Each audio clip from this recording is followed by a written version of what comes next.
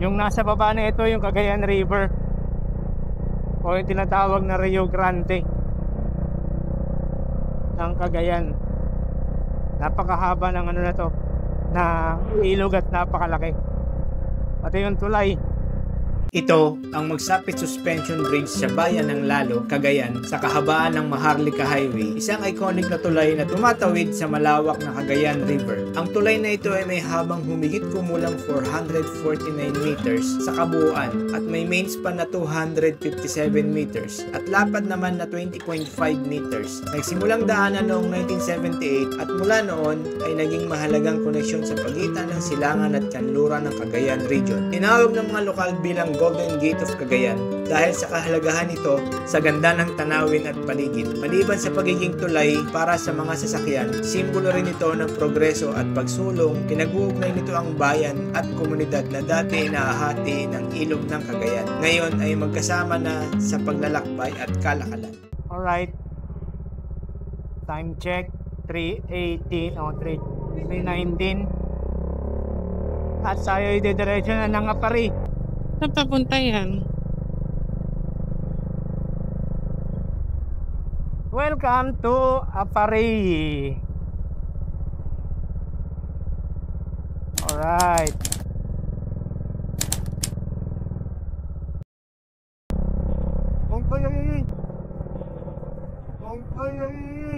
Ang nyog. Yung gagi na naglag na puno. Dito na tayo sa Apari, pinakadulong bayan. Dito lang tayo para mag-picture. Pag-asa DOST Weather Station. Oh, putik. Dito na nagsasalubong ang ano to, hipon? Hipon.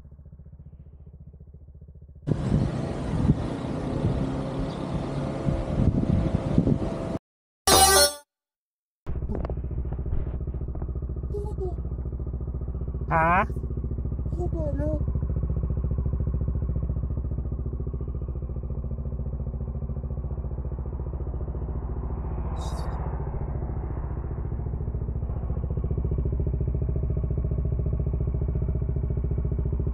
Lamig.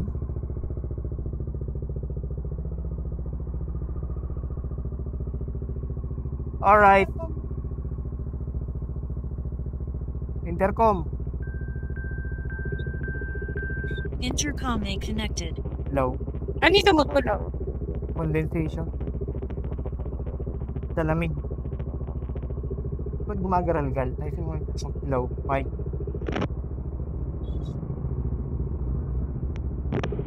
Hello. Hi na? Oo. Alright, time check 8:12.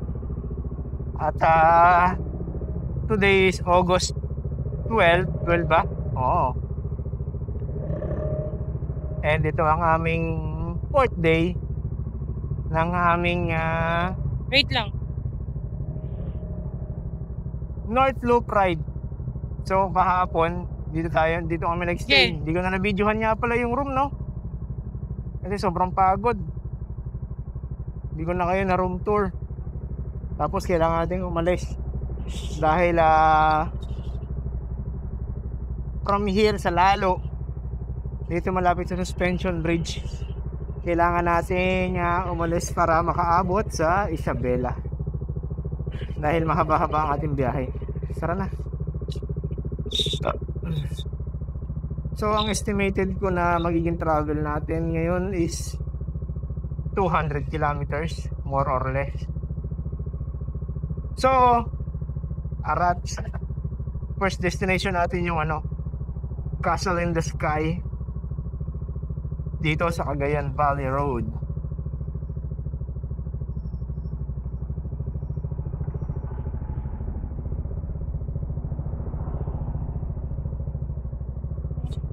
Aray, may buhangin.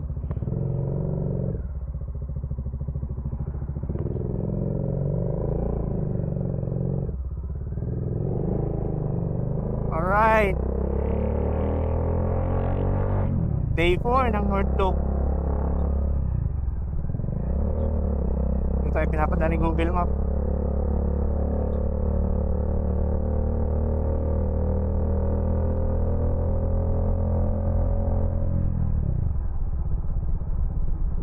So ayan ang Magapit Suspension Bridge.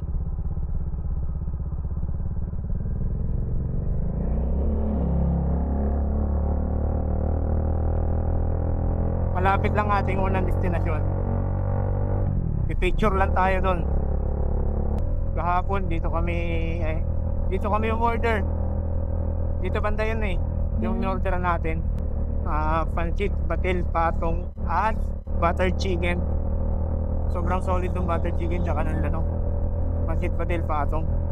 Ay, hindi nupit ko. Oo. Meron pa doon. Ba't gutom ka na ba?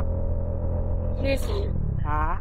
Hindi naman. Baka lang kakabiyahan na naman. Wala namang mapilihan ng pagkain. So ito yung Castle in the Sky. Ayan. Hindi mo pwede pumasok Oo nga, mag-picture lang tayo. Ano maganda? Highway. Bilis Hindi, nag-check-in ng palayan yun. Check-in na? Ayan, may red doors. Putik yan. Nakakatakot naman mag-check-in dyan. At least nasa palasyo ka. Putik. Picture lang tayo ng X3 tapos larga na tayo.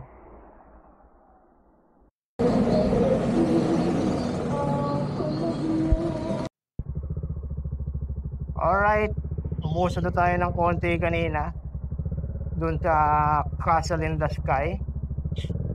So, ang ating next destination is yung Saint Philomene Church. At 34 kilometers ang ating kailangan bihin.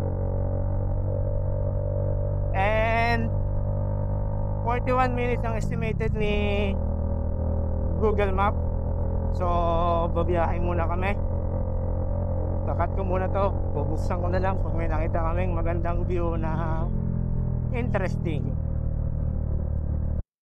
Parang pagtatapos ng lalo or yung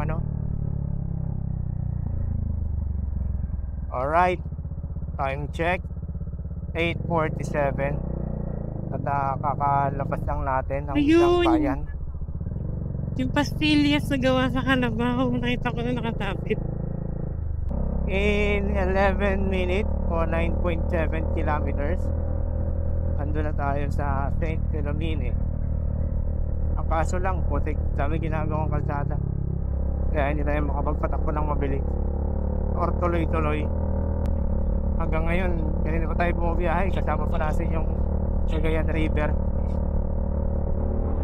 Alright, in 10 minutes, balikan namin kayo. And ito ang Pigatan Bridge. Ganda ng nun. Kulay pula. Oh, ang daming mais. Pagkakat ko talaga lagi, minsan maganda yung view, putik yan. Ayan puro mais. Laki ng ito, maisan.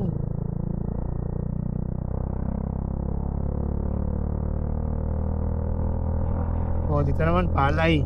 Wala pa naman tayo sa Isabela, di ba? Layo pa? Tulay pala doon. Wala welcome mark. Binuksan ko yung camera. Nag-record ako. Kala ko welcome mark. Kulay pula kasi. Burada pa kung ano pangalan ng bridge. Parang tulay sa Mountain Province. Sa? Mountain Province.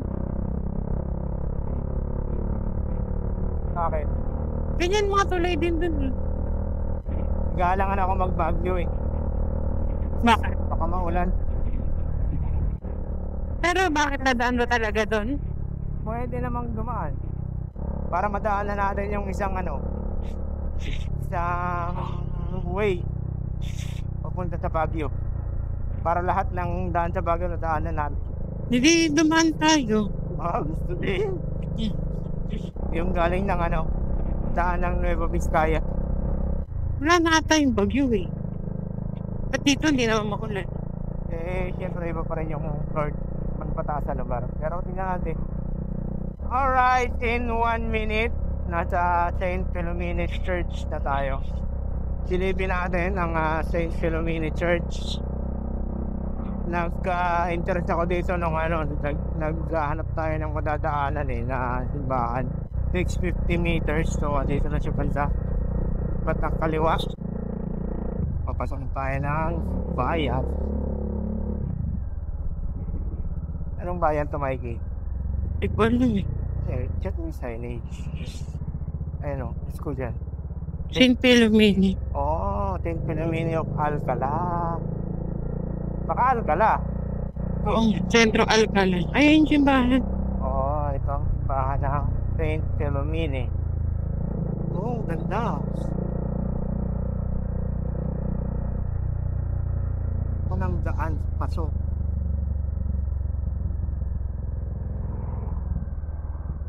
Alcala East Central.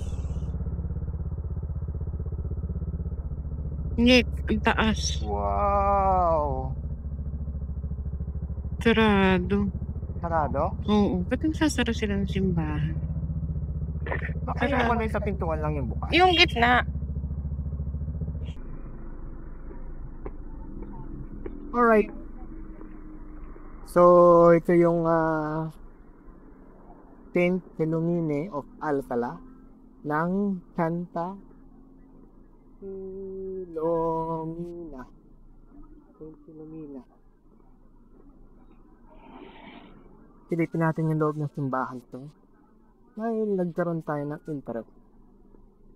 Nung habang pinaplano natin yung ating North Loop. Ang detalye ng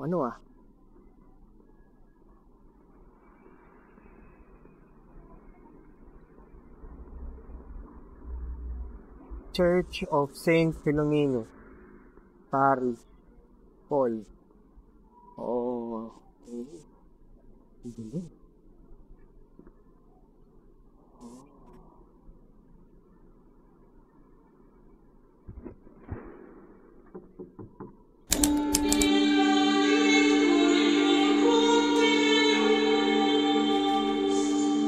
Ito ang St. Philomena Parish Church sa Alcala, Cagayan.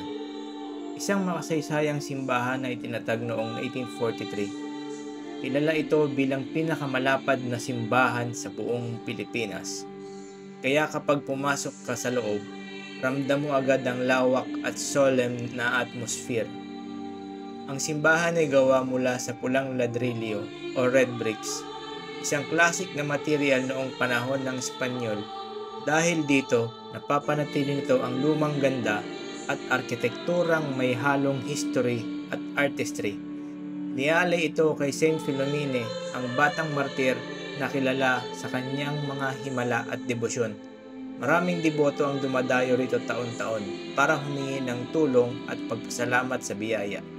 Ngayon, ang St. Philomena Parish Church ay hindi lamang lugar ng pananampalataya.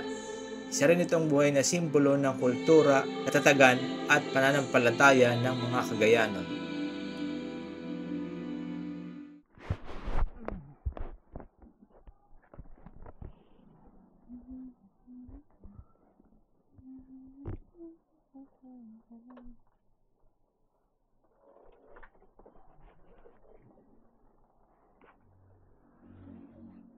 Atras ka.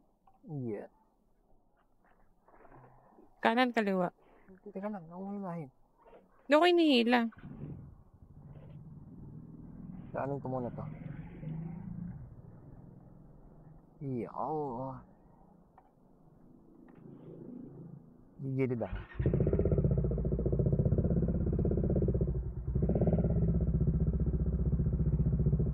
Hindi na tayo chineckpoint. Oo nga eh. Tinignan lang ako eh. Sabi niya mukhang kompleto to, rider to eh. Checkpoint lang yung mga lokal. Hindi, tsaka may camera ka eh.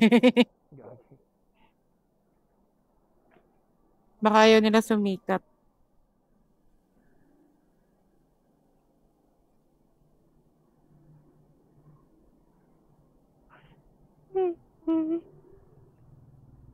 Teka na. Complete. Recording na pala. Stream na. Oo. Ano ba yan? Nagugutom na ako. So, time check, 9:19. At tayo pupunta ng Tugigaraw. So, doon ang katedral ng Tugigaraw, silipin natin. Tapos mag-almusal tayo doon ng pansit batil patong pansit kabagan. Hindi ko alam kung anong specialty ng ng Tugigaraw. So 1 hour na biyahe or 39 kilometers. Ito yung municipality nila. Yun yung pasalubong. So balikan namin kayo pag malapit na kami papasok na kami ng Tugigaraw.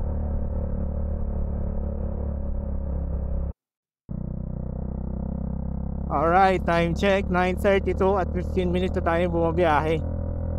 Binuksan ko lang ulit yung camera para mag-record, para makita ma-record ko yung ganda ng tanawin dito. Nandito kami sa bypass ng anong lugar to? Maalala pero ang ganda ang scenic ng nung tanawin. Ano kaya yun? Sierra Madre? Ata. O Mountain Province?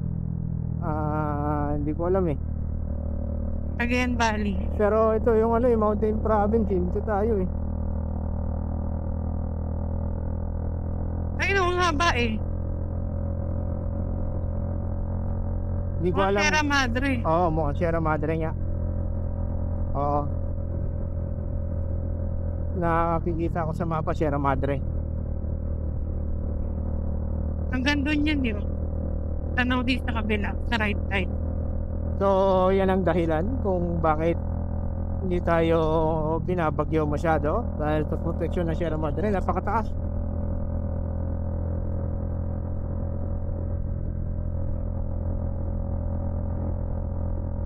Alright, yun lang. Palabas na tayo ng bypass. Cut ulit.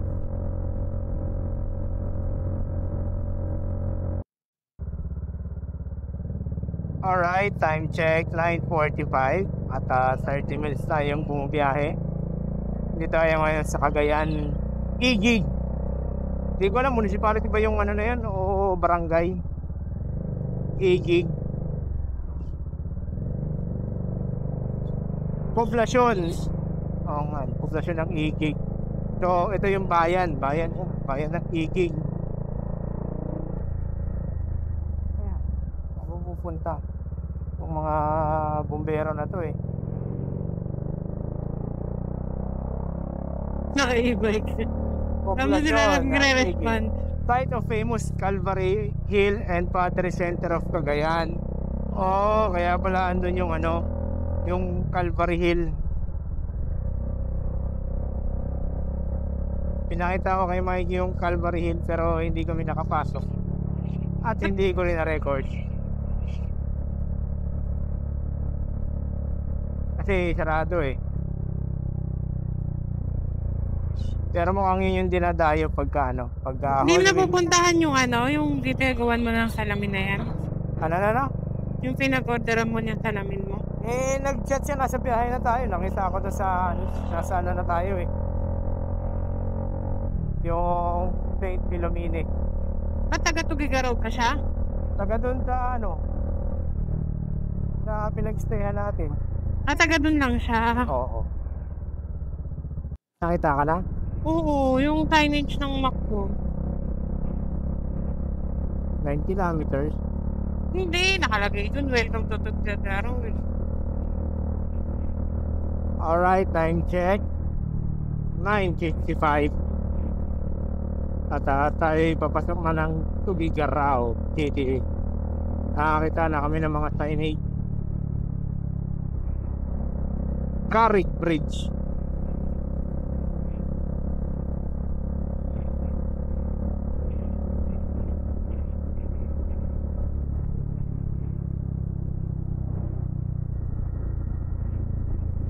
No vehicle, use right lane.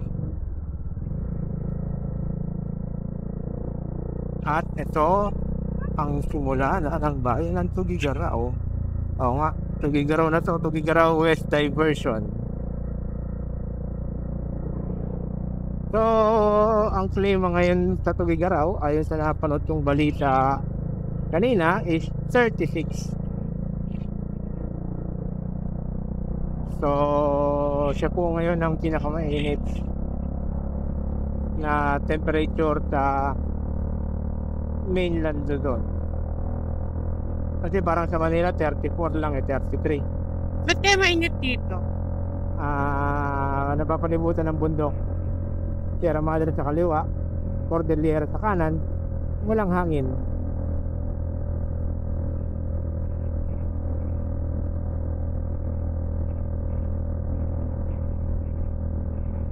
So yung hangin na nag-circulate is nasa ibabaw lang.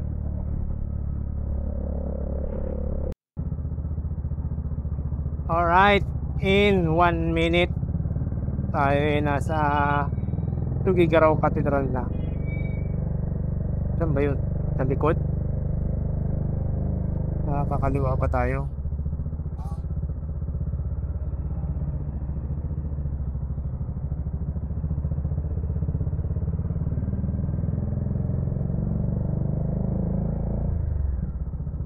Centro G.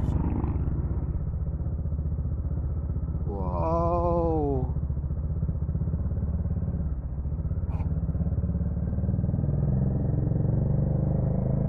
Doon sa unahan yung parking.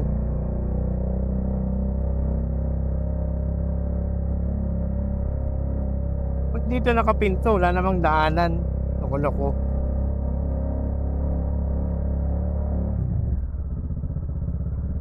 Ikot-ikot pa tayo. Hindi pala doon ang daan. Ang entrance dito pala. Saan ba?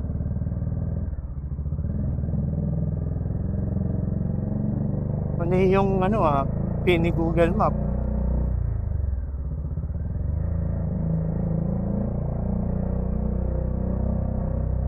Ito. Parking. Saan yung parking? Dito?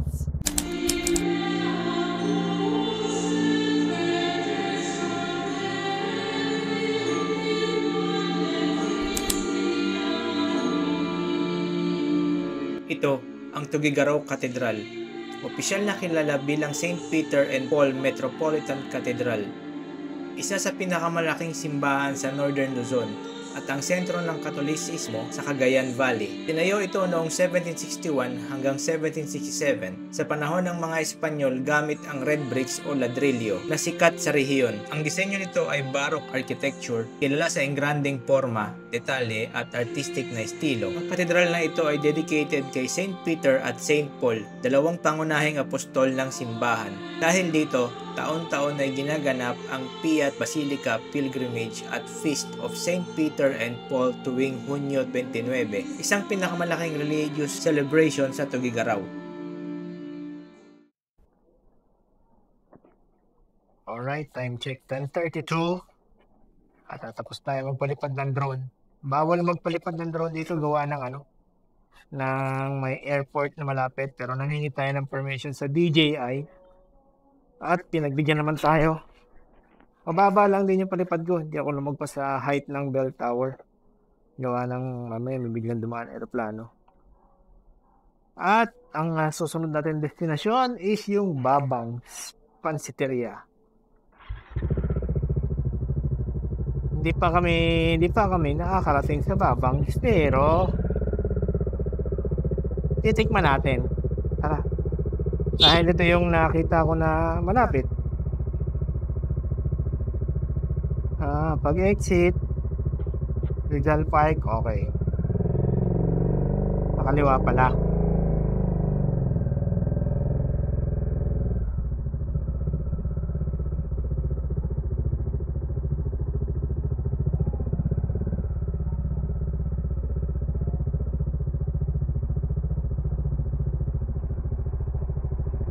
Mali pala tayo ng entrance kanina. Tolo ko.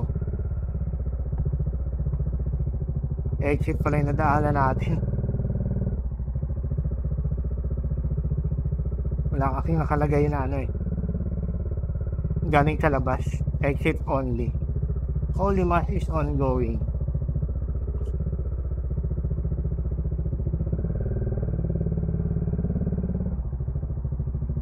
So, mali. Hindi ko napansin kung meron.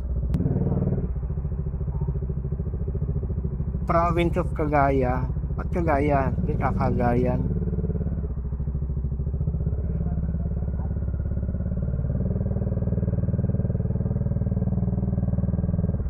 So, diretso. Tapos kaliwa.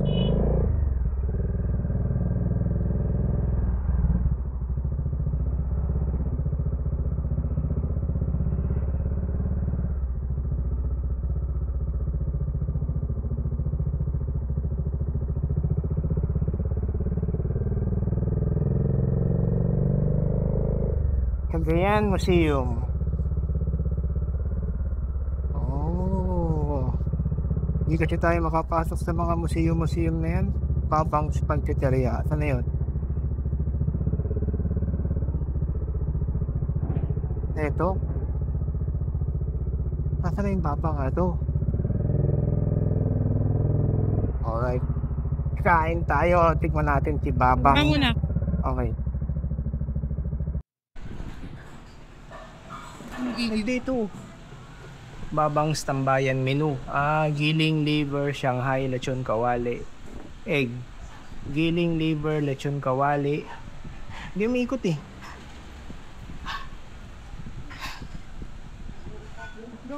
So, pag kayo yung order dito, ito ang menu.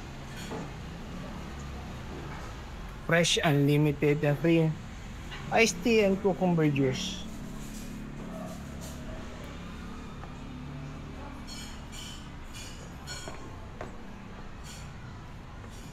So, dito lang yan. Ayun yung simbahan eh. Tapos yung museum. At si Babang's Pansiteria. Alright, tikman muna namin. Antayan yung order. Ano ba yung order mo? Pero isang order tao daw yung... 1:1? Huwag ka naman itong sawan doon. Hey. Mamaya na pagdating yun. Paturo tayo. Malay natin yan.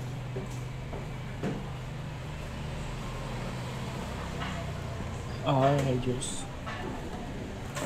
Yun ang in-order mo? Wala nga ibang menu. Sabi ko nga sa'yo. Ano to? Isa lang yan. Na-upgrade lang. Yung ano niya, toppings. Kaya nakakakain sa sisipan, ano lang dito. Yun lang ang menu nila. Toppings pala itong mga nandito na menu. Giling, liver, Shanghai, lechon kawali, itlog. Ano in-order mo? Dalawa 120. Iisa lang pala to. Dalawa 120 po. Paano gumawa na sa usawa? Sa harap.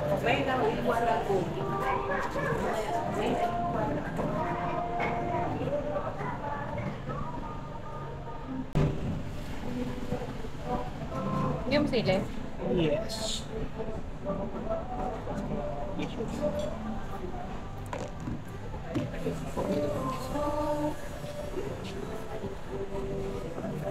May sabaw. Sausawa ng ano. Yan, binibreak yung itlog. Ha?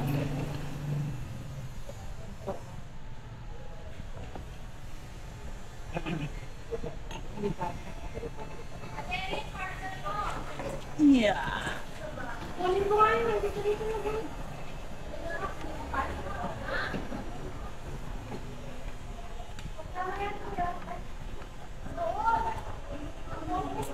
Matanda siguro yung may araw. Oo.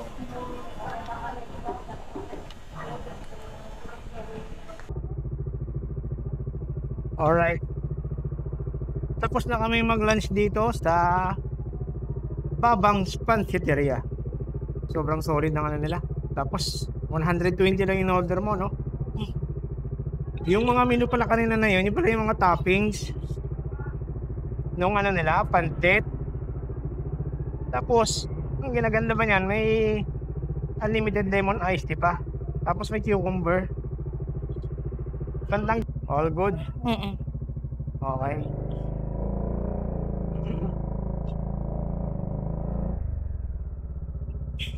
Sobrang solid ng ano na yun.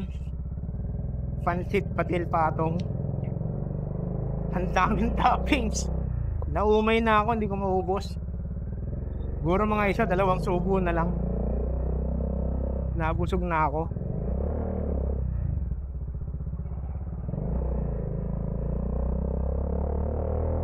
And palabas na tayo ng Tugigaraw. Ang ating susunod na destinasyon is yung Bunton Bridge. Yun yung nasira nung nung may dumaan na truck. Kailan? Yung binal na balita. Oo, Yung na question oo.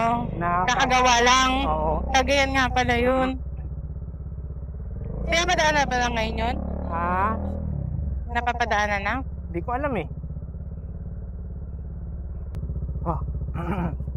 Grabe talagang init dito sa Tugigaraw. Hindi naman siya mainit. Malinsangan. Oo, malinsangan. Lalo na pagka ganito traffic, mararamdaman mo eh.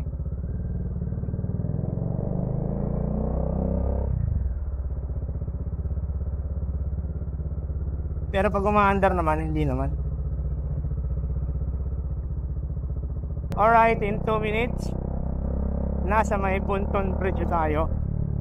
Ito yung bridge na nasira nung nung may dumaan na truck na na-question pa yung load ng truck na proyekto ng DPWH. Dadaanan na ata o gawa na.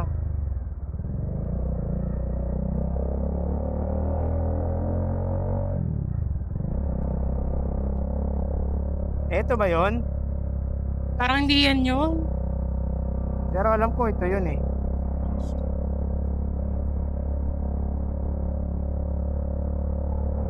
Oh, Solana.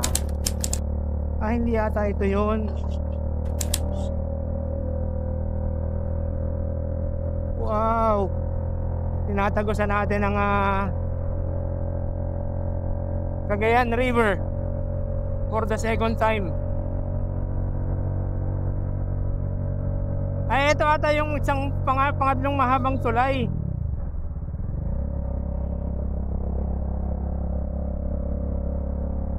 Ito pala yung pangatlong mahabang tulay sa Pilipinas. Noon, ito yung una. Tapos nagawa yung San Juanico Bridge. Tapos yung CCLEX, CCLEX ng Cebu. Kaya pangatlo na lang siya ngayon.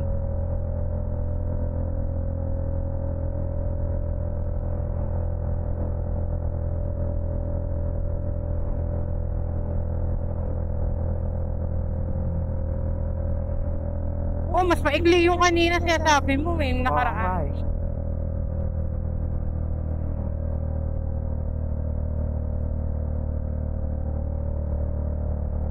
Pero yung nasira, bago lang yun eh. Ito kaya yun? Hindi ko alam eh kung saan.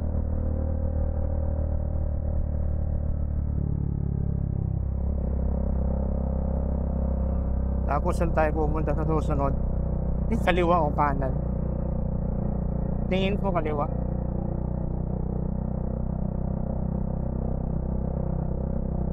Unite for good.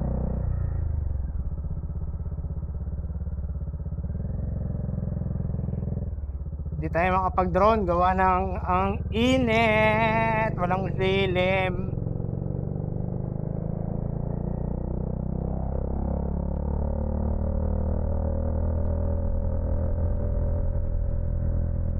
Hanap tayo ng lilim para ma-check natin yung ating susunod na destinasyon. Pero alam ko dito lang din yan eh. Parang Santa Maria. Ano yun? O, ito nga, Santa Maria Landmark. Nakita ko na.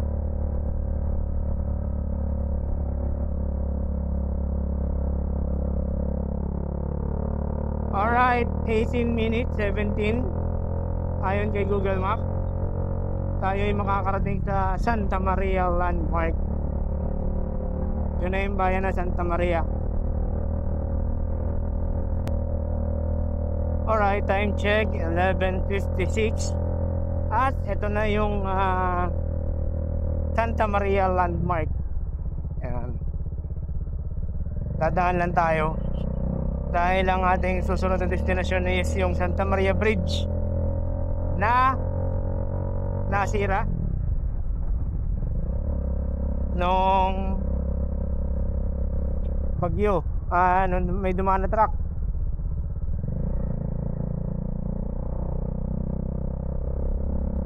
May nakalagay open for light vehicle only. Oh, Alam ko. ano? Ang alam ko, kabagan. You know, Pag sa mga news naririnig.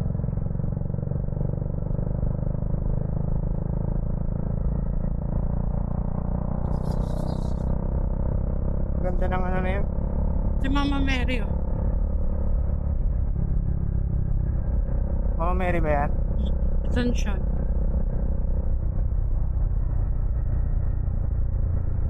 Open for light vehicles only. Cars, jeepney, van, tricycle, motorcycle. Asunsyon? Assumption. Itsura ng assumption. Nakahawak sa dibdib.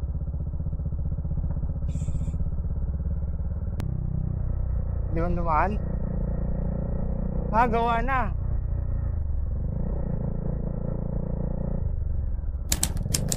Bakit walang harang? Ako lang dumadaan. Ay gagi sa baba. Sarado. Oo nga, sarado pa. Sa baba. Hindi pa siya gawa. Parang mali. Pero malaki naman eh, dahan-dahan. Nalulula ako. Cagayan River. Hindi pa rin daan sa baba. Hindi pa pala siya nadadaanan. So, ibig sabihin, hindi pa siya gawa. Hindi na lang may daan sa baba. Dapat dito pa lang kasi may harang na. Oo nga eh.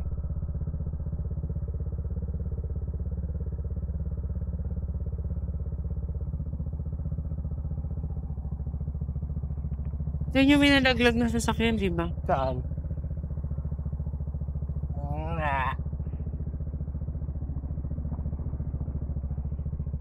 Oh, diretso din siya. Hindi, tangik. Kakalan.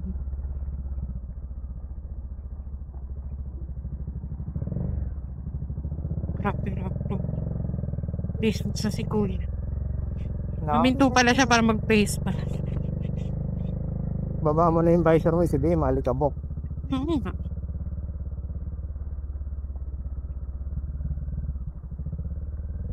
Hindi ba po nadadaanan ang nasirang sulay? Bakit kaya? Dito ba yun o sa kabila? One way, no? Puta, nakakatakot. Pag nalaglag tayo dyan. Hindi mababalita ako tayo. Yung dalawang rider nalaglag. Mukhang marupok. Na may tsura. Saan? Ikaw tumingin, puti ka. Dito ko nakatingin sa kalsada eh. Dami ako sa may X3. Ayaw mo na, baka malaglag pa tayo eh. Marupok nga ang pagkakagawa. Mukhang malalim eh. Ngayon lang ako nakakita ng tulay na ganyan. Kaampaw. Kaampaw ang itsura.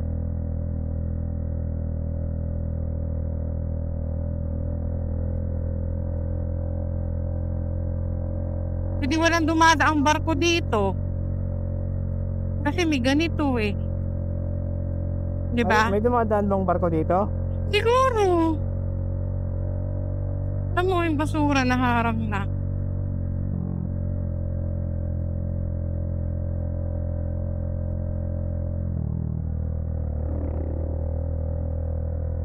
Dyan nga sa kabila yung minasikat.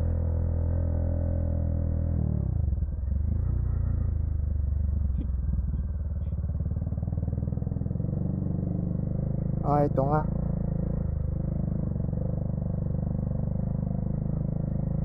Yung patawid pala ng Ayan o, tingnan mo. Yung laki, nahati. Hindi pa po siya tapos. Hindi Di pa pa. nagagawa. Ito may tsura ng tulay. Magkano kanipis yung semento. So, Ayun o, today isang dangkal lang ata. is August 12, 2025. Hindi pa rin po gawa ang tulay. At ang lubak po na dinadaanan nila. Rough road. Temporary structure na siguro yung tulay na yun na dinaanan. Wow.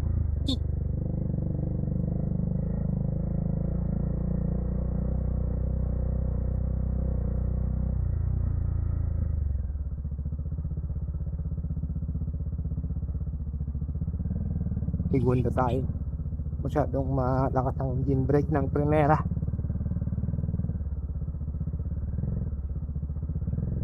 Haba din ng tulay eh. Oo nga mas mabilis saan eh.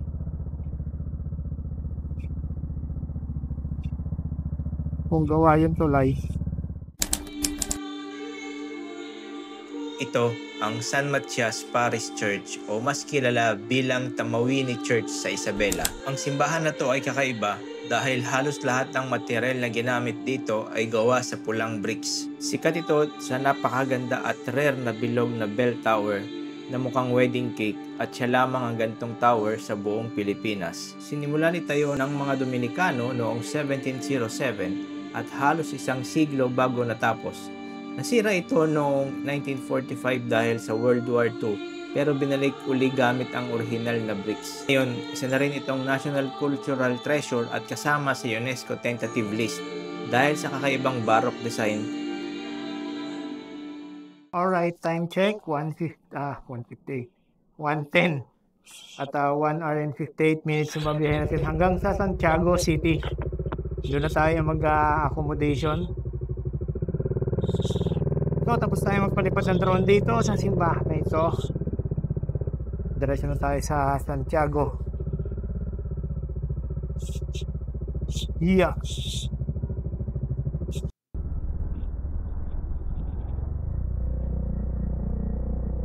Delfin Albano. Cagayan River pa rin kaya itong binabagtas natin na to.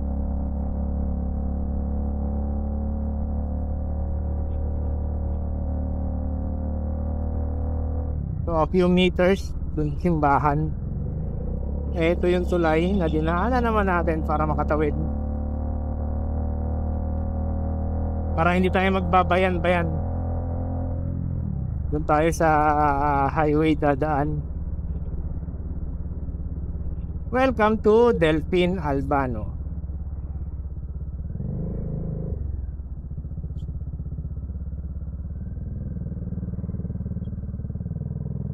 Ilagan, Mahilig, Delfin Albano, diretso. Tayo sa diretso.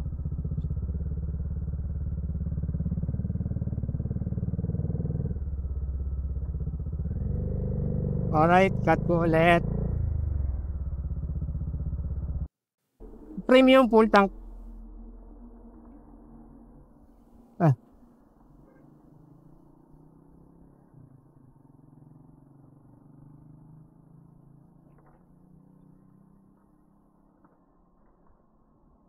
Makan mo.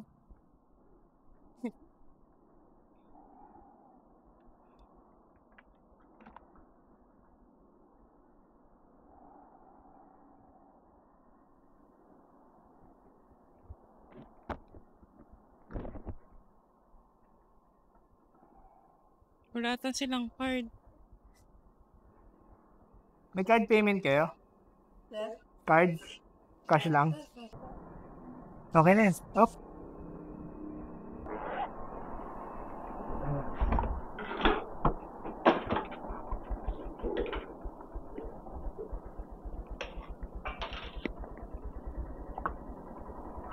Yeah.